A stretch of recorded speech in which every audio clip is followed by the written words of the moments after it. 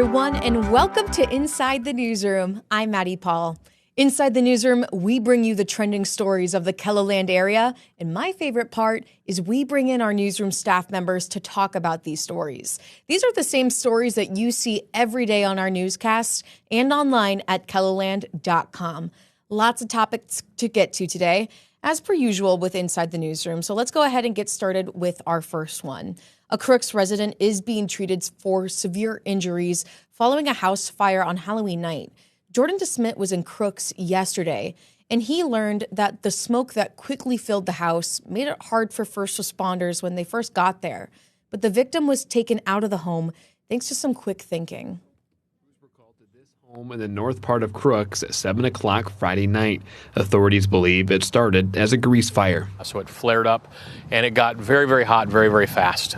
There's extensive damage inside the home. I know it doesn't look like much from out here, but there's extensive damage to the kitchen and living room areas of the home. The Minnehaha County Sheriff's Office says the person inside the home was transported to the hospital with potential life-threatening injuries, but that person was able to get out of the home because of some brave people. Fortunately, a deputy from Minnehaha County deputy and a reserve officer were in Crooks at the time, so they were able to respond to the fire in about 2 minutes. Their quick arrival and the assistance from a neighbor that used to be on the fire department and also knew the house very well really helped save the day. Chief Mike Harstead of the Crooks Volunteer Fire Department says it was a tough night for his firefighters. For the responders, the emotional toll it takes, because we know the guy. So it's a double-edged sword, but that's part of being a firefighter in a small community. But they sprung into action without giving it a second thought. The deputy, the reserve officer, and the retired firefighter neighbor that came to help, they're all heroes. They entered a structure, they risked their own lives to enter a smoke-filled structure. And Jordan DeSmit joins us to talk more about this story. Jordan, one of my biggest takeaways from this story was the work that first responders do in a crisis or in an emergency. Was this the angle that you initially wanted when you first learned that you were going to be covering this story? I mean, not necessarily, because I was working on just a pretty simple news release that essentially said this it happened at this time, there's one injured, and that's all we really knew. And I didn't know about all these different people that went in, the reserve officer, the retired firefighter neighbor. I didn't know that until Captain Ziska with the Minnehaha County Sheriff's Office told me during our interview. And that was when I was like, oh, this story got, a lot more interesting and a lot better. So how did you find the people that you were able to interview then? Yeah, so I mean, it's as simple as reaching out to the sheriff's office. It took a couple different numbers to get to Captain Ziska, but I found him. And, for the Crooks fire chief, which you saw in that story, I reached out to emergency management here in Minnehaha County, Jason Gehrman, and he's really good, very media friendly, and he gave me the chief's number, and the chief is also very media friendly, thankfully, and he was willing to meet me there at the site, which is another really awesome thing, and he gave me a great interview. And your headline is Quick Response Key in Crooks House Fire. Was this a big takeaway that you had as you were putting together this story? Oh, 100%. I think, both of these people that I interviewed said, well, if they didn't respond so quick, there's a good chance that person would not have made it out. And it was interesting because it was Halloween night, and I think they were just out and about anyway. I think they're out giving candy and stuff like that. So they heard the call come in, and they were right there, right by the house. And so what really stuck out to me was Captain Ziska saying, hey, they got there in 2 minutes, which is pretty astounding and really good on them for getting there in that short amount of time. I believe yesterday when this story aired, we didn't have an update on the victim's condition. Do we have one now? As far as I know, we don't. So okay. we knew that the victim had life-threatening injuries as of Saturday morning. I guess I didn't check this morning, but as of the time my story aired, we did not have an update on that. So I'm obviously hoping for good news there. And what do you hope viewers take away from a story like this? Understanding that, for one, I think first responder, their lives can be difficult, especially in a small town. That's not something you always think about because everybody in a small town. So when you respond to a house fire in your town, you're probably going to know that person in there. That makes it really, really, really tough. But also just the importance of what first responders do and what they're tasked with, and also just these people that put their lives in the line to enter a smoke-filled building that they probably couldn't see very well, but that didn't stop them from trying to find this person that was hurt. Well, Jordan, thank you so much for coming here to the digital desk to share those details. And everyone, stick around. We still have a lot of topics to get through for Inside the Newsroom. Up next, we're looking at how the Helpline Center offers statewide support amid a government shutdown. So stay with us. We'll be back on Inside the Newsroom after the break.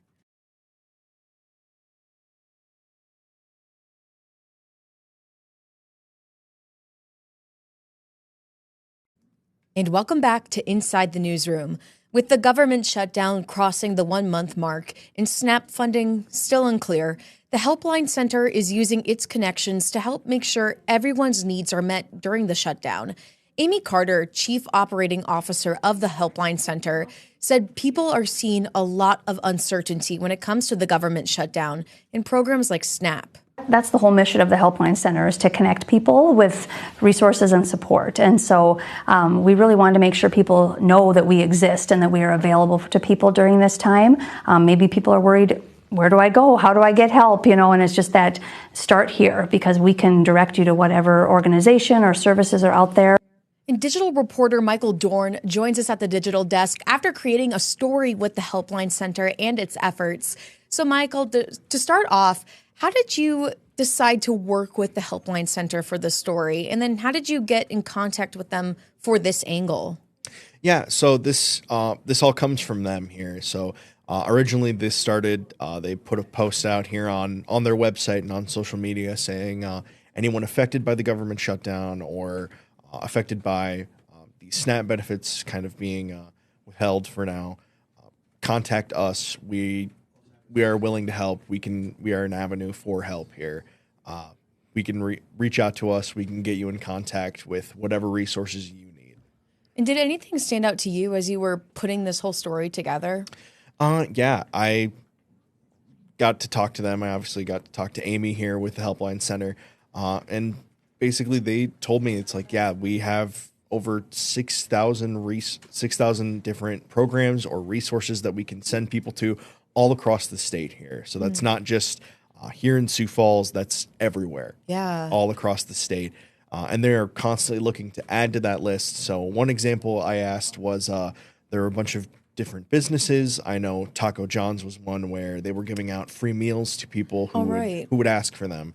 And they said, yeah, that was on our radar. That was something we were looking at. And that's something we pointed to as a resource for people who asked. Digital reporters have a lot of flexibility when it comes to gathering our interviews, because we can turn to phone interviews or Zoom first, unlike broadcast reporters who usually like to do things in person. But you were able to interview Amy in person for this story. Mm-hmm. How do you think that helped you, if it did at all, for creating this story? Well, one, I got to get that lovely video here of Amy, because I think she said it perfectly. I don't think I could do her words justice there. I think she said it perfectly, 100%, where this is the resource for people. But also, I think it helps because I'm actually getting to see and talk with these people in person and going to the Helpline Center and actually looking at the operation, seeing it for myself, going there, seeing everything that they're doing, and seeing it with my own eyes. Yeah. And really kind of putting that into perspective of that 6,000 different resources all coming into one place, What do you hope viewers take away from either watching or reading your article? Yeah, I wanted this to be a really informational piece, kind of, especially with the amount of uncertainty, with the government shutdown and everything. I just wanted to hopefully provide a resource for people that they can look towards and get some more information on here. Is there anything else that you think our viewers should know about you creating this story, or any more about the Helpline Center resources? I don't think so here. I think we pretty much covered it. I think same. Well, Michael, thank you so much for joining me here at the digital desk with those details. And everyone stick around, because mocktails or cocktails? Well, that's the question that is looked at in a recent Eye on KELOLAND story. Find out more when we come back after the break.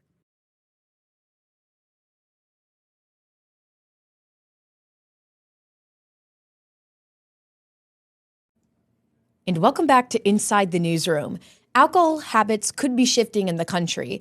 54% of U.S. adults say they drink alcohol, according to a July Gallup poll, While that number has fluctuated over the years, it's actually the lowest since the company started tracking drinking habits in 1939.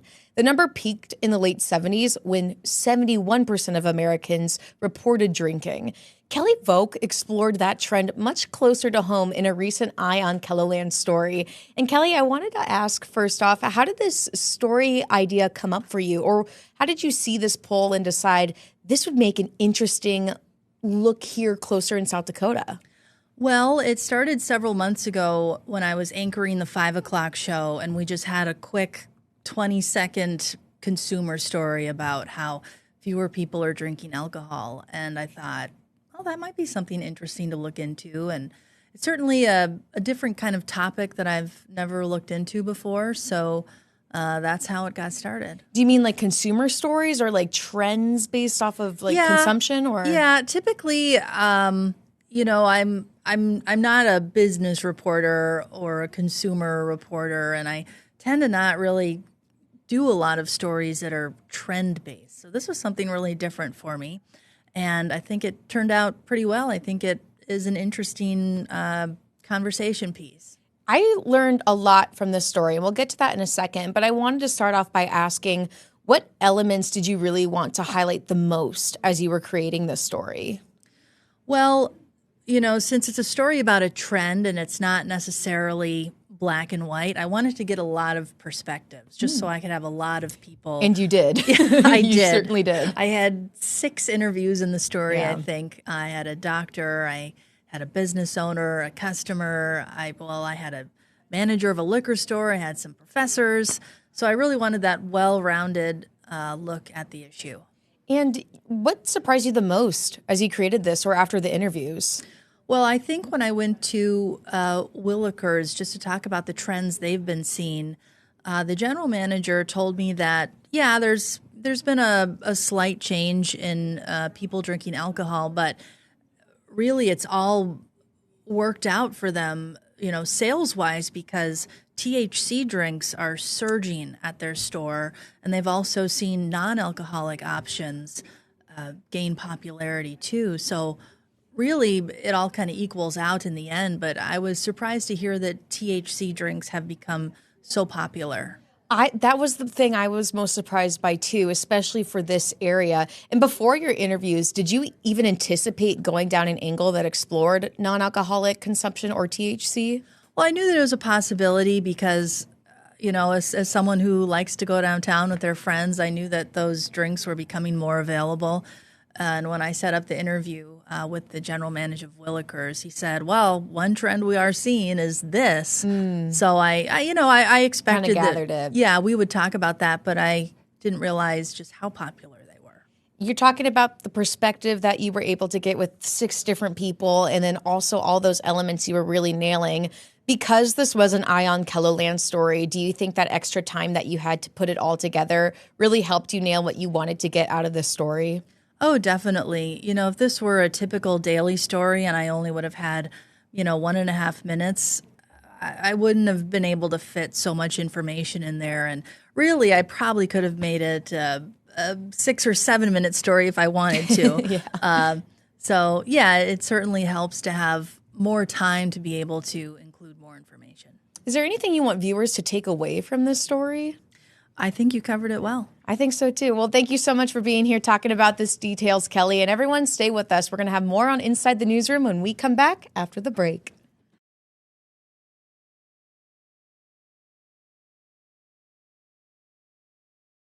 Welcome back to Inside the Newsroom. You can't hear it now, but Scott Munt has been singing the entire time that we were on break. No, I don't. Do you want to sing I don't now? do that. No. Why no, not? Because people are watching, and then I get embarrassed. And I've been telling Scott for a while now, like, we need a karaoke segment. That's not.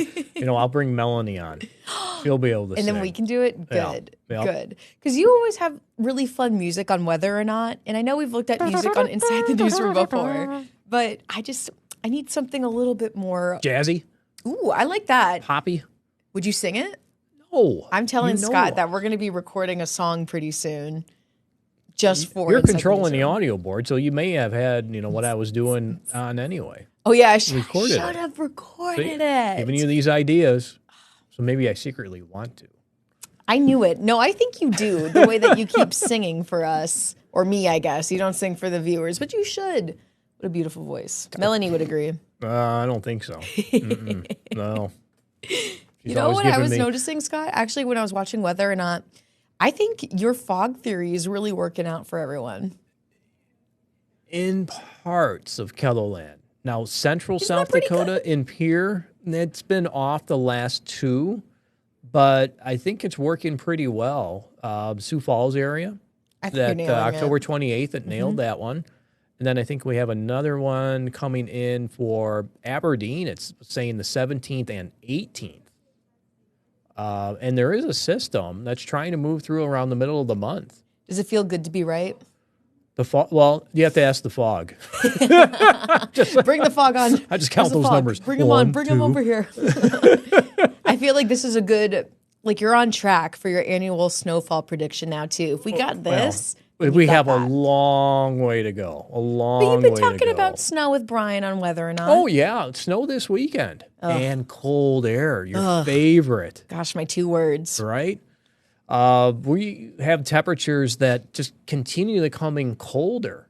And this is something that we talked about on Whether or Not, that during KELOLAND this morning, I was looking at the forecast for Saturday and Sunday for all 4 cities.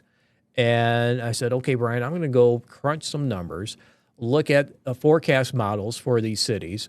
And I look at 8 different forecast models for all 4 of them. Okay. And all 8 of those forecast models coming in lower than what we had for our high temperatures on Saturday and Sunday. So we chopped those numbers for highs. We chopped those numbers for overnight lows. It'll be cold this weekend. It's interesting how quick that data changes, because it was you and Brian saying that from that morning, the morning show or morning meeting or whatever, to Whether or Not. It was like, oh, well, it's different. Oh, right. And it all depends on when that data comes in. Yeah. Of course, some of the computer models are updated, every 6 hours. Some are updated every 12. And we look at that information when it comes in, and we follow that trend of, for this time around, it's getting colder. But let's not take away from today, tomorrow, Thursday, or Friday.